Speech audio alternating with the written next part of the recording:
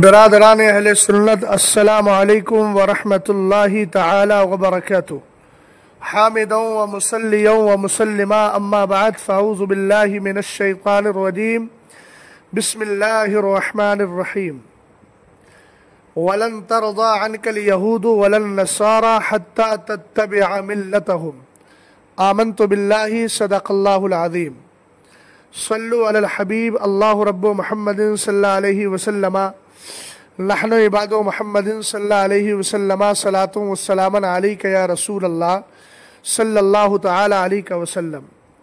محبوب رب عرش ہے اس سبز قبے میں، پہلو میں جلوہ گاہ عتیق و عمر کی ہے۔ حضرات گرامی وقار، آپ جانتے ہیں کہ شیعہ جماعت مکر و فریب کا مجموعہ ہے۔ شیعہ کے حروف پر اگر غور کیا جائے تو شین سے مراد شیطان ہے، اور یا سے مراد یہودی ہے، اور عین سے مراد عیسائی ہے، اور ہا سے مراد ہنود ہے۔ ان سب کا مجموعہ جب بنتا ہے تو اسی کو شیعہ جماعت کہا جاتا ہے، جو بدبخت زمانہ ہے۔ 25 جون تک نلہ یاری رافضی جو ہے وہ قطعاً کچھ بولنے کے لیے تیار نہیں ہوا، بلکہ لائیو شو سے ہی غائب ہو گیا۔ اور مجھے کچھ احباب نے بتایا کہ رات وہ بڑے بڑے ڈینگے مار رہا تھا۔ اس سے کسی نے کہا میرا نام لے کر کہ ان کے روبرو آمنے سامنے بیٹھ کر مناظرہ کیوں نہیں کر لیتے، تو بھاگنے کے لیے راستہ نکالتے ہوئے کہتا ہے، اور 2 باتیں وہ کہتا ہے۔ پہلی بات تو یہ ہے کسی بڑے عالم کو سامنے لاؤ، تب میں ہندوستان میں آ کر بات کروں گا۔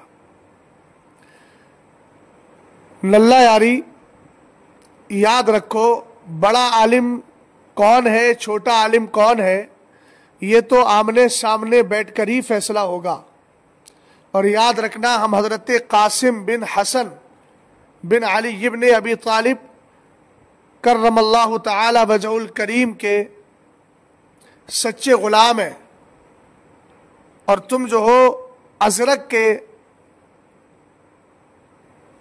بیٹے اور اس کے سپوت کپوت جو بھی ہو۔ یاد رکھنا، میدان کربلا میں ازرق نے بڑے ڈینگے مارے تھے نا، اور حضرت قاسم بن حسن رضی اللہ تعالی عنہما کے مقابل آنے سے یوں منع کیا تھا کہ اس بچے اور چھوٹے کے سامنے میں کیا آؤں، اس سے تو میرے بیٹے مقابلہ کریں گے۔ انجام کار کیا ہوا؟ 4 بیٹے مرے، خود ازرق بھی ختم ہو گیا۔ جس دن تو سامنے آیا تو تیری کیفیت وہی ازرق والی کروں گا انشاءاللہ۔ دوسری بات کہتا ہے کہ دوغلی پالیسی اختیار کرتے ہوئے، ایک طرف تو کہہ رہا ہے سامنے بیٹھوں گا، اور دوسری طرف کہتا ہے کہ سامنے بیٹھنے میں ڈر یہ ہے کہ وہاں ناظرین بھی ہوتے ہیں۔ جھانسی اور بنگلور کے مناظرے کو آپ لوگوں نے صحیح طور پر مشاہدہ کیا ہوگا کہ وہاں عوام نہیں ہے، بلکہ خاص افراد ہیں، کمیٹی کے افراد ہیں، اور جو بھی افراد مناظرہ کرنے کے لیے آئے تھے دونوں طرف سے وہ تھے، اور بڑے خوشگوار اور صحیح اور معتدل انداز میں یہ سارا کام ہوا، اور گورنمنٹ نے باقاعدہ اس میں سپورٹ بھی کی۔ یہی حال اگر تو آئے گا تو تجھے معتدل ماحول دیا جائے گا، جیسا کہ ہمارے سید حسنین بقائی صاحب نے کہا۔ بولتا ہے کہ چاقو کا ڈر ہے، حساس مسئلہ ہے، جذبات میں آ کر کوئی نقصان پہنچا دے، تو اس کا مطلب یہ ہے کہ تو خود جان رہا ہے 15 سال سے تو کوئی مناظرہ نہیں کر رہا ہے، بلکہ تو صرف جذبات سے کھیل رہا ہے۔ ہم تیرے جذبات سے کھیلنے کا جو کھیل ہے اور تماشا ہے، اسی کو ختم کرنے کے لیے تجھے سامنے بٹھانا چاہتے ہیں۔ اور سامنے بیٹھنے والا جو مسئلہ ہے، اس میں تو چاقو والا تماشا کر رہا ہے کہ چاقو مار دے، یہ مار دے۔ دراصل تو بزدل ہے، اور تو مرد و زن کے بیچ والی کیفیت رکھنے والا شخص ہے۔ تیرے اندر اتنی ہمت ہی نہیں ہے کہ تو سامنے بیٹھے۔ ہم نے تجھ کو انڈیا ہی نہیں، سید صاحب قبلہ نے ہمارے تجھے یو ایس اے تک کا آفر دیا، کہا کہ ہم کو یو ایس اے بلائیے، ہم یو ایس اے آ رہے ہیں، اور تجھے دبئی اور دیگر کنٹری کا بھی آفر دیا، مگر تو اس چوہے کی طرح ہے جو اپنے بل میں بیٹھ کر کے صرف بات کر سکتا ہے. اور سن, تجھے یو ایس اے کے ایک بندے نے فون کر کے آمنے سامنے بیٹھ کر 10 عناوین 10 موضوعات اور 10 ٹاپکس پر بات کرنے کے لیے کہا تھا, اور اس نے تجھے اختیار دیا تھا, یہ آن ریکارڈ ہے, کہ 5 عنوان تمہارے ہوں گے 5 میرے ہوں گے. تب تو نے کیوں منع کر دیا؟ وہاں کون سے چاقو کا ڈر تھا؟ تو اپنے سسرال میں بیٹھا ہوا ہے, جولی کے شوہر, تو اپنے سسرال میں بیٹھا ہے, تجھے اپنے سسرال میں کس چیز کا ڈر ہے؟ وہ کہہ رہا ہے کہ میرے اور تمہارے درمیان صرف 15 کلومیٹر کا ڈسٹینس ہے, 15 کلومیٹر کی دوری ہے, اور وہ تیرے گھر پر آنے, تیرے آفس پر آنے کو بات تیار ہے, لیکن تو نے اس کو منع کر دیا. اور یہاں قوم کی آنکھوں میں دھول جھونک رہا ہے کہ ہم لوگ جو ہے وہ اس طرح کے بہانے بنا رہے ہیں جو کام نہیں ہو سکتا. ان چیزوں کو سامنے لا کر کے اپنی قوم کے سامنے جو ہے اپنی عزت کو بچانے میں لگے. الحمدللہ رب العالمین, ہم عزت دار بھی ہیں, شہرت بھی رکھتے ہیں, مال بھی رکھتے ہیں, اللہ تعالیٰ نے ہر چیز سے نوازا ہے, اور سب سے بڑی دولت ہمارے پاس ایمان عقیدے کی دولت ہے, اور عزت ہماری ہی لیے ہے, تم جیسے منافقوں کے لیے نہیں ہے. تم تو عبداللہ ابن ابی منافق کی اولاد ہو, جس نے حضرات صحابہ, انصار اور مہاجرین کے درمیان اختلاف کرانا چاہا تھا. تو قرآن نے کیا کہا تھا؟ وَلِلَّهِ الْعِزَّةُ وَلِرَسُولِهِ وَلِلْمُؤْمِنِينَ وَلَكِنَّ الْمُنَافِقِينَ لَا يَعْلَمُونَ. عزت تو اللہ اور اس کے رسول کے لیے ہے اور ایمان والوں کے لیے ہے, یہ منافقین جانتے ہی نہیں. تو تم لوگوں کو آج تک سمجھ میں نہیں آیا عزت کس کے حصے میں ہے, عزت کس کا مقدر ہے. دوسری بات یہ ہے, تو کہتا ہے کہ اتنی دور سے کون آئے گا, بڑے مسائل ہوتے ہیں, تو اپنی بدبودار زبان کو بند کیوں نہیں کر لیتا؟ جب چیلنج کے بعد تجھے چیلنج قبول کرنے والوں کے سامنے بیٹھنے کی ہمت نہیں ہے, تو مستورات کی طرح پردے میں بیٹھ کر, بند کمرے میں بیٹھ کر بکواس کرتا کیوں ہے؟ اور جب تو نے دعویٰ کیا ہے تو دعوے کو ثابت کرنے کے لیے, اظہار حق کی خاطر, جو تیرے نزدیک تجھے جو حق لگ رہا ہے, حالانکہ ہم تو جانتے ہیں تیرے پاس حق کیا ہوگا, تو سرے سے ہی باطل ہے, اور سر سے لے کر پیر تک تو باطل ہی باطل ہے. اہل باطل کے پاس حق کا کیا کام ہے؟ لیکن تو سمجھتا ہے کہ میرے پاس حق ہے, تو اظہار حق کے لیے اگر ضرورت پڑی تو جانتا نہیں کہ مولا کائنات رضی اللہ تعالی عنہ کا لخت جگر حضرت امام علی مقام رضی اللہ تعالی عنہ جو ہے مدینہ شریف کو خیر آباد کہہ کر کربلا کے میدان میں چلے گئے, اور تو خود کو کہتا ہے میں مولائی ہوں, امام علی مقام سے محبت کرتا ہوں. تو تیری غیرت کہاں مر گئی؟ اظہار حق کے لیے امام علی مقام رضی اللہ تعالیٰ عنہ اتنے دور کا سفر کر کے اور بیوی بچوں کو لے کر کے چلے گئے. تو اگر مرد بنتا ہے تو اظہار حق کے لیے انڈیا اور بڑوں کی بات کیا کرتا ہے؟ تو اس سے چھوٹے ہی نہیں سنبھل پائیں گے, اور تو چھوٹوں کا مقابلہ نہیں کر پائے گا. اور میں چھوٹا اپنے آپ کو اپنے علماء کے اعتبار سے کہہ رہا ہوں, ورنہ الحمدللہ رب العالمین تجھ جیسے گوار تو میری درسگاہ میں بیٹھنے کے لائق بھی نہیں ہے. بس اتمام حجت کے لیے تجھے بلانا چاہ رہا ہوں. اور سفر کا رونا رونے والے افغانستان میں پیدا ہوا, ایران کی نیشنلٹی لی, اور ایرانیوں نے تجھے بھگا دیا ہے نا, اور وہاں سے تو یہودیہ عورت جولی کے چکر میں ایران سے تو نے امریکہ کا سفر کر لیا. ارے جب ایک عورت کے چکر میں تو ایران سے امریکہ جا سکتا ہے, تو اظہار حق کے لیے تو جو تیرے نزدیک حق ہے اس حق کے اظہار کے لیے آمنے سامنے بیٹھنے کی ہمت کیوں نہیں کر رہا ہے؟ ہمت کر تو صحیح, انشاءاللہ الرحمن تیری زندگی کا وہ آخری مناظرہ ہوگا, اور اس کے بعد تو کبھی مناظرہ کرنے کے لائق نہیں رہے گا. ہم تجھے کسی اور چیز کی دھمکی نہیں, تجھے تیری جہالت اور تیرے مکر و فریب اور تیرے مغالطے کو ختم کرنے کی بات کر رہے ہیں. جب تو بیٹھے گا تو تیرا چیپٹر ہی کلوز ہو جائے گا. اور دوسری بات، میں ان لوگوں سے کہتا ہوں کہ جو لوگ اس کے پٹھو بنے ہوئے ہیں، ہم نے تو للکار کر کہا تھا نا، تو نہیں آ پا رہا ہے، تجھے آپشن دیا تھا، تو اپنے کسی بندے کو تیار کر دے جن کو تو بھیک دے کر کے، جن کو تو خیرات دے کر، بھیک دے کر، صدقے دے کر، اپنی اترن دے کر کے پالتا ہے، انہی پالتوؤں میں سے کسی ایک کو تو منتخب کر دے۔ ابے جن کو تو پال رہا ہے، اس کا مطلب یہ ہے کہ تجھے اپنے ان پالتو لوگوں پر بھروسہ ہے ہی نہیں، تو کیوں پال رہا ہے؟ اور جب پال رہا ہے تو بھروسہ رکھ، اور جب بھروسہ ہے تو پھر انہی کے توسط، انہی کے واسطے سے آنا۔ چل ہماری دعوت پہ نہیں آ رہا ہے تو انہی کی ساری سیکورٹی، انہی کی ساری حفاظت و صیانت پاسبانی میں آنا، اور نہیں آ رہا ہے تو انہی میں سے کسی کو منتخب کر۔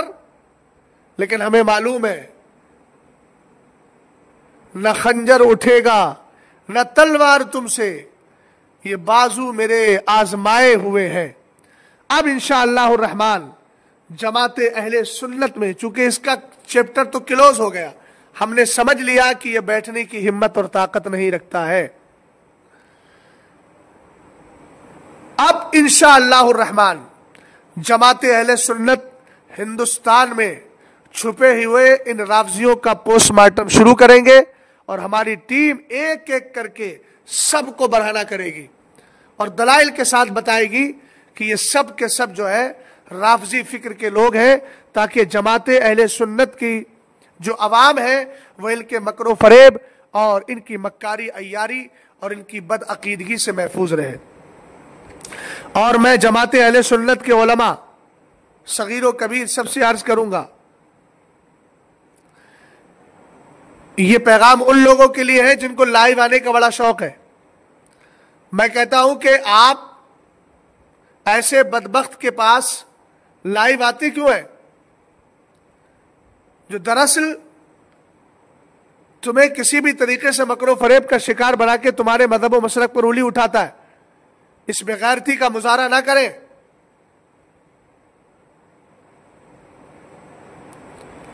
اور جو حضرات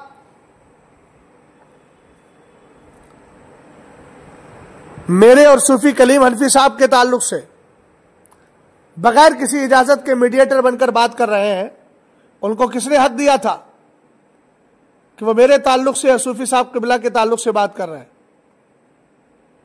بھائی ہم آپ کو جانتے ہی نہیں، آپ کون ہو، آپ کی حیثیت کیا ہے، ہم نے آپ سے کچھ کہا نہیں، دیہاتی زبان میں نہ جان نہ پہچان، بڑی خالہ سلام۔ تم سے کس نے کہہ دیا بھائی؟